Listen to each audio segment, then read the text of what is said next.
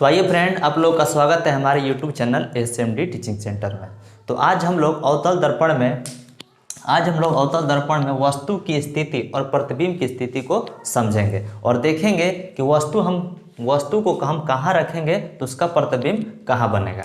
तो देखिए, सबसे पहले हमको एक अवतल दर्पण बनाना पड़ेगा। तो देखिए, इस तरह से जब हम एक लाइन खींचेंगे और बाहर की तरफ कलई कर देंगे, मतलब पेंट कर देंगे, तो ये हमारा एक अवतल दर्पण तैयार हो जाएगा। ठीक है, आप इसको ऐसे भी कर सकते थे, ऐसे भी इसको कर सकते थे। ठीक है ना, तो आप इसमें ऐसे बना सकते हैं और नहीं तो फिर उधर से भी ऐसे बना सकते हैं। अब इसमें देखिए, एक लाइन खींचना है, मुखच होता है। ठीक है, अब इसमें यहाँ पर आप P डाल लीजिए। P मतलब पोल, मतलब ध्रुव है। ठीक है, एक यहाँ पर सेंटर होगा, वक्रता केंद्र, जो यहाँ से देखिए, यहाँ से ये ऐसे घुमा हुआ है। ठीक ना, मतलब यहाँ से डिवाइडर अगर रखिएगा पेंसिल के साथ ऐसे घुमाइएगा तो ये ऐसे बनाया गया है। ठीक है, बीच में एक फोकस होता है। ठीक है, और एक इधर लास्ट में अनंत होता है। चार चीज़ याद रखना है आपको। एक होता है पोल मतलब ध्रुव, एक होता है फोकस, और एक होता है वक्रता केंद्र, और एक होता है अनंत, मतलब P, F, C और अनंत आपको ध्यान रखना है। ठीक है, देखिए यहाँ पर वस्तु कहाँ कहाँ रखा जाता है। देखिए, एक बार तो वस्तु P पर रख सकते हैं, और नहीं देखिए यहाँ पर हम नंबर 1 डाल लेते हैं कि वस्तु हम P पर भी रख सकते हैं। ठीक है, इसके बाद देखिए वस्तु यहाँ पर रखा जाता है, दूसरा स्थान हुआ, और नहीं तो फिर यहाँ पर वस्तु रखा जाता है, तीसरा स्थान हुआ, और नहीं तो फिर यहाँ बीच में रखेंगे तो चौथा स्थान हुआ, और यहाँ पर रखेंगे तो 5वां स्थान हुआ, और यहाँ पर रखेंगे तो 6वां स्थान हुआ, और यहाँ पर रखेंगे तो 7वां स्थान हुआ। ध्यान से देखिए, 7 स्थान पर हम वस्तु को रख सकते हैं। या तो P पर रखेंगे, और नहीं तो फिर P और F के बीच में रखेंगे, और नहीं तो F पर रखेंगे, और नहीं तो F और C के बीच में रखेंगे, और नहीं तो C पर रखेंगे, और नहीं तो C और अनंत के बीच में रखेंगे, और नहीं तो सिर्फ अनंत पर रखेंगे। ठीक है, इतने जगह पर हम वस्तु को रख सकते हैं और कहीं नहीं रखना है। ठीक है, तो देखिए मान लीजिए यहाँ पर वस्तु है। ठीक है, अब इसको हम रफ कर देते हैं, एक बार और आपको बता देते हैं समझाकर कि कहाँ पर क्या रखना है। ठीक है ना, तो देखिए सबसे पहले आपको एक ऐसा अवतल दर्पण बना लेना है। ठीक है, क्या बना लेना है? अवतल दर्पण। एक मुखच खींच लेना है, इधर P रहेगा और बीच में C रहेगा, और इधर F रहेगा और इधर अनंत रहेगा। ठीक है ना, कहाँ वस्तु रहेगा? तो देखिए मान लीजिए P पर रहेगा। कहाँ रहेगा? P पर रहेगा। फिर कहाँ रहेगा? P और F के बीच में, P और F के बीच में, P और F के बीच में, तो हम लिखेंगे P और F के बीच में। ठीक है, इसके बाद कहाँ रहेगा? 3 नंबर पे तो F रहेगा। फिर कहाँ रहेगा? तो F और C के बीच में रहेगा, F और C के बीच में रहेगा। फिर कहाँ रहेगा? तो C पर रहेगा। फिर कहाँ रहेगा? C और अनंत के बीच में रहेगा, C और अनंत के बीच में रहेगा। फिर कहाँ रहेगा? तो सिर्फ अनंत पर रहेगा। फिर से काउंट कीजिए, कहाँ रहेगा? नंबर 1 P पर, तो देखिए P पर है। फिर कहाँ रहेगा? P और F के बीच में, नंबर 2 कंडीशन हुआ। फिर कहाँ रहेगा? F पर, नंबर 3 कंडीशन हुआ। फिर कहाँ रहेगा? F और C के बीच में, नंबर 4 कंडीशन हुआ। फिर कहाँ रहेगा? फिर नंबर 5 पर रहेगा, C पर। फिर कहाँ रहेगा? C और अनंत के बीच में, कहाँ रहेगा? C और अनंत के बीच में, नंबर 6 हुआ। फिर कहाँ रहेगा? नंबर 7 पे। तो आपको याद हो गया होगा कि कहाँ वस्तु रहेगा। ठीक है, अब देखिए, अब क्या है? प्रतिबिंब की स्थिति कहाँ बनेगा? प्रतिबिंब की स्थिति कहाँ बनेगा? प्रतिबिंब की स्थिति कहाँ बनेगा, ये आपको सीख के जाना है एग्जाम में। ठीक है ना, इसमें से आपका एक क्वेश्चन चाहे 2 क्वेश्चन पूछेगा ही पूछेगा। तो देखिए, आपको ध्यान रखना है, अगर P पे पूछ दिया तो P पर ही इसका प्रतिबिंब की स्थिति बनता है। कहाँ बनेगा? P पर अगर पूछ दिया तो P पर ही पूछेगा, मतलब उसका प्रतिबिंब P पर ही बनेगा। ठीक है, इसको भी हम नहीं भरते हैं, इसको अभी छोड़ते हैं। अब देखिए, अगर F पर हुआ तो F का उल्टा होता है अनंत। याद रखिएगा, F पर अगर वस्तु है तो उसका प्रतिबिंब कहाँ बनेगा? अनंत पे।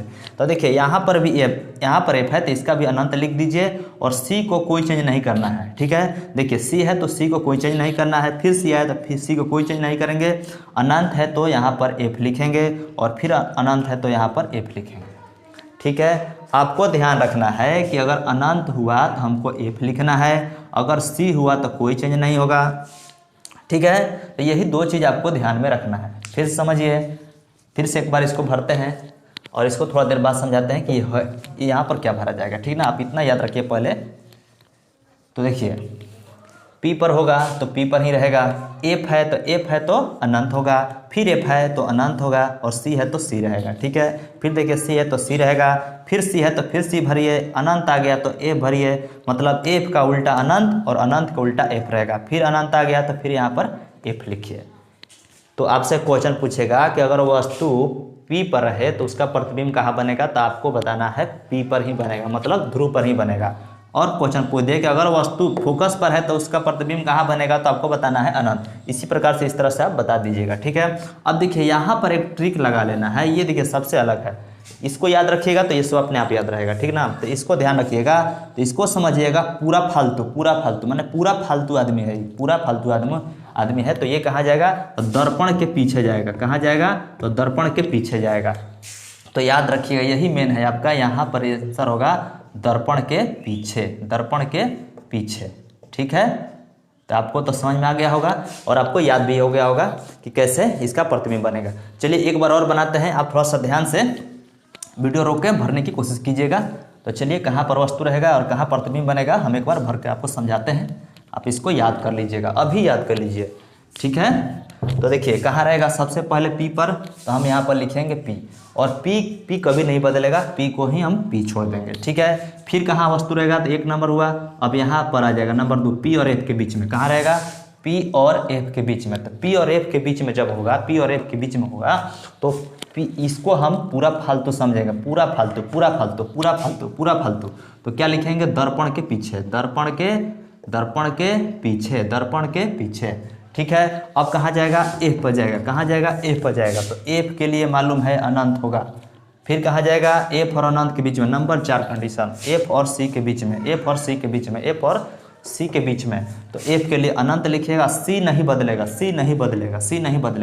फिर नंबर 5 पे आएंगे, तो नंबर 5 C हुआ तो C के लिए आंसर C लिखेंगे। ठीक है, फिर C और अनंत के बीच में जाएंगे, तो नंबर 6 हुआ, C और अनंत के बीच में नंबर 6, तो देखिए C नहीं बदलेगा, अनंत आ गया तो फोकस लिखेंगे। ठीक है, अब उसके बाद में नंबर, ये तो हो गया नंबर 6, नंबर 7 में आ जाएंगे, तो नंबर 7 का हुआ, नंबर 7 है आपका अनंत, क्या है अनंत, तो इसके लिखिएगा F। ठीक है, क्या लिखिएगा, F लिखिएगा। तो इस तरह से ही आपको याद हो गया होगा कि वस्तु कहाँ रहेगा तो उसका प्रतिबिंब कहाँ बनेगा। अब हम लोग नेक्स्ट वीडियो में इसका पार्ट 2 बनाएंगे और उसमें समझेंगे कि अगर वस्तु P पर है तो उसका प्रतिबिंब सीधा बनेगा कि उल्टा बनेगा। तब तक के लिए इसको नोट कीजिए और अपने आप से इसको भरने की कोशिश कीजिए। ठीक है, तो चलिए एक बार और भर देते हैं एकदम थोड़ा सा फास्ट में आपको भर के दिखा देते हैं कि कैसे भरा जाएगा।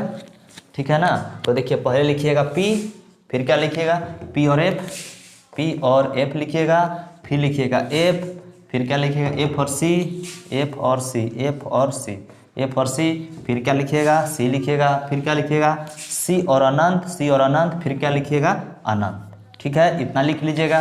तो P के लिए P आंसर लिखिएगा, और देखिए पूरा फालतू है तो दर्पण के पीछे मतलब पूरा फालतू आदमी को पीछे भगा दीजिए। ठीक है, फिर देखिए F आया तो अनंत लिखिएगा, फिर F आया तो अनंत लिखिएगा, C नहीं बदलेगा, फिर C आया तो C नहीं बदलेगा, और देखिए अनंत है तो आप F लिखिएगा, और फिर अनंत है तो F लिखिएगा। ठीक है, इस तरह से इसका खत्म हो गया। अब लोग नेक्स्ट वीडियो में पार्ट 2 इसका समझेंगे, तब तक इसको नोट कीजिए।